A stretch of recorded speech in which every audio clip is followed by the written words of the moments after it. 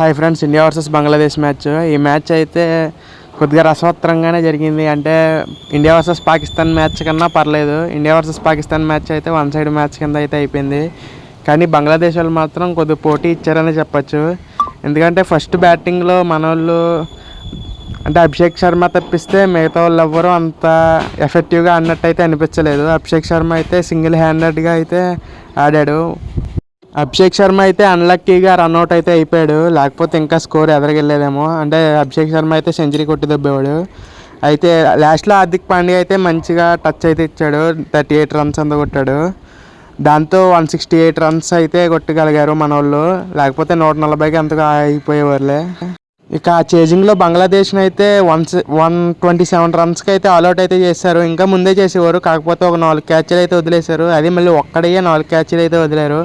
ఒక్కడికి 4 ఛాన్సులు అయితే ఇచ్చారు. షరీఫ్ హాసన్కి అయితే 4 ఛాన్సులు ఇచ్చారు. ఇక దాంతో అయితే ఇండియా ఫైనల్కి అయితే వెళ్ళిపోయింది. ఇంకా చూద్దాం ఈరోజు జరిగే మ్యాచ్తో ఎవరు ఫైనల్కి వస్తారో తెలుస్తుంది. ప్లీజ్